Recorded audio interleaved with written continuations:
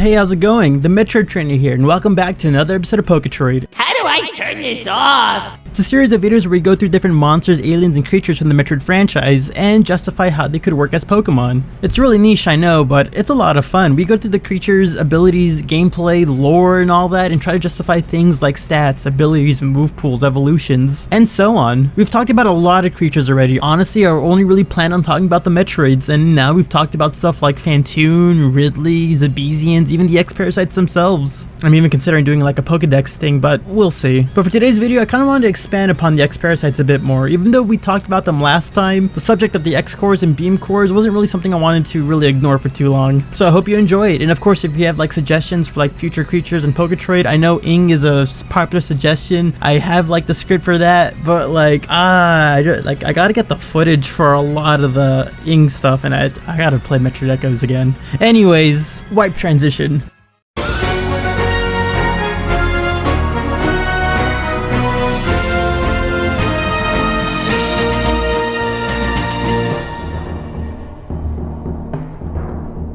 So upon further research, there's more to the X-Parasites than expected. Originally, I couldn't really nail down an idea of how to incorporate the X-Cores into the evolution of the X-Parasites. I was going to treat this like a Carbink-Deontay situation like in the Pokemon games, where the two Pokemon are obviously related, but they don't evolve into each other. I was ready to write off like the X-Cores and the X-Parasites as like two separate species and make their own Poketroid episode separate from the X-Parasites. But going through some of the comments, it kind of just hit me. Let's give the X-Parasites a trait evolution. The idea is that trading the X-Parasites would trigger an evolution, similar to many of the trade Pokemon we have already in Pokemon. And doing the trade, the receiver of the X-Parasite will get their Parasite to evolve into an X-Core. But I want to make the trade evolution a little bit more unique and build upon like the Pokemon specific trade mechanics. If you were to trade an X-Parasite for a regular creature or for a regular Pokemon, that X-Parasite would evolve into an X-Core. But if you traded for a creature that has an X variant, like a Hornode or maybe even Nightmare, which is the next episode of Poketroid, don't worry, then that X-Parasite would branch off into a Beam Core instead of an X-Core. Doing this would also add in a special effect of trading that other Pokemon that was traded for the X-Parasite to evolve into the X form. We'll elaborate on that when I talk about more X-specific creatures and all that, but like an example again, if you were to trade a Hornode for an X-Parasite, the Hornode will evolve into a Hornode X and the X-Parasite would turn into a Beam Core. If you were to trade an X-Parasite for something like a Pikachu or an Eevee, you get an X-Core, but the other Pokemon would not evolve because there's no X-evolution. This way we can include a unique evolution mechanic that intertwines more of the X-Parasite's abilities into the Pokemon mechanics. When Shelmet and Carablast evolve, it implies that the creatures interact in some degree when they're being traded through, so I can see an X-Parasite being traded through, interacting with another creature, and then just getting the genetic material to evolve into an X-Core or Beam Core in the transition. So I can see the trading process triggering the X-Parasite to evolve. When it comes to the typing and abilities though, they're pretty much going to be the same as the X-Parasites, as everything explained for the X-Parasite video applies to the X-Cores and Beam Cores. They're going to be normal poison type, they have two unique abilities that pretty much are recopies of Imposter and Protein, and I think they're pretty cool abilities in typing. So I recommend checking out part 1, I guess, if you want the full elaboration of all that. Of course, through evolution there has to be a change in the stat spread. And here's how I got the stats laid out. For the X-Cores, we have 120 HP, 110 attack, 90 defense, 55 special attack, 65 special defense, and 80 speed, with the stat total being 520 points. The Beam Cores would have a similar stat too, but with their special and physical stats swapped. HP 120, attack 55, defense 65, special attack 110, special defense 90, speed 80. The idea is that with the X-Parasites having a rounded stat total, that the branch evolutions can be more focused on a specific strength. The X-Cores would have a stat more focused on physical attack and defense, since physical contact is its only form of damage, while the Beam Cores focus on special attack and special defense, since it's able to attack with ranged attacks. And the speed stat would still be low due to their limited mobility. I mean, just look at this thing kind of move around, it's not that fast. And I'm really excited to talk about their potential move pool. Both the X-Cores and Beam Cores would share a lot of similar supportive moves like Protect, Light Screen, Reflect, and Iron Defense for overall bulk, and some weird moves like maybe Spiky Shield, Endure, Recover, and Substitute for extra support. But the gimmick between these two creatures is that one is purely physical while the other is purely special. So I like their offensive moves to kind of reflect that. A big example would be both of them would have either the move Counter or Mirror Coat based on which one was physical and which one was special. The X core would get Counter since it's taking physical damage more and it can tank the physical damage more, it can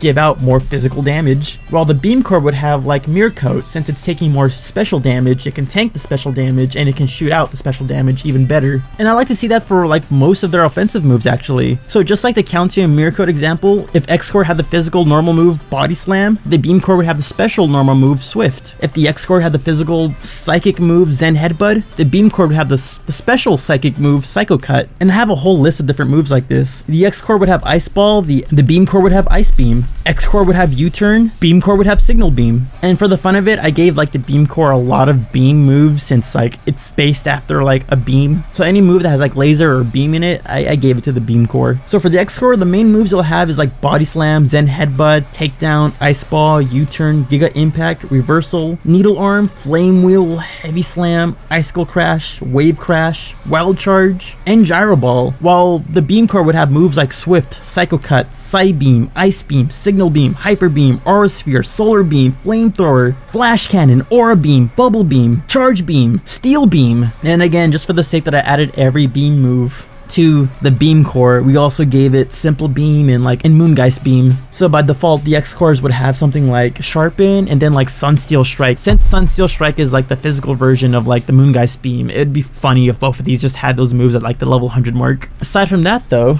we just got some miscellaneous things to talk about. When it comes to the possible Pokemon names, again, not the most creative when it comes to possible names, but since we named the X-Parasites Endemics, it'd be pretty cool to name possibly the X-Cores Pandemics, and name the Beam Cores X-Fection, because again, I like the whole motif of adding like the X-Parasite X somewhere within the name, and the fact that it's referencing infections and pandemics fits the overall X-Parasite role within like the Metroid series, so I kind of like it, although I understand if the names sound a little bit too grim, I guess. Yeah, X-Fection and Pandemics isn't really the most fun sounding name, so I don't know if maybe someone in the comments has like a better idea. I'm always open for a new idea.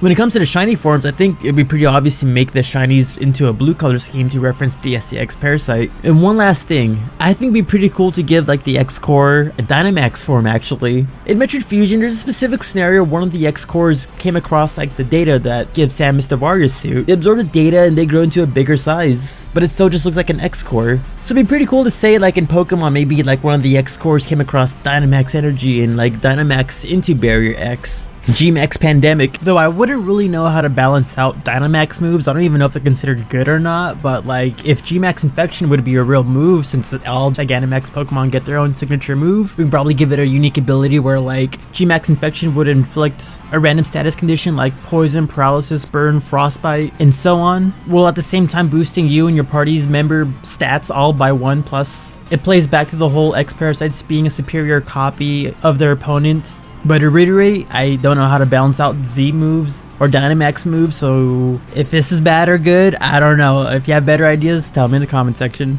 I think visually, it fits that criteria where like it's just a bigger version of the Pokemon, but just not really a new form or whatever, so I think it fits the whole Dynamax design motif. And with that being said, I think that pretty much concludes the rest of the X-Parasites Poketroid.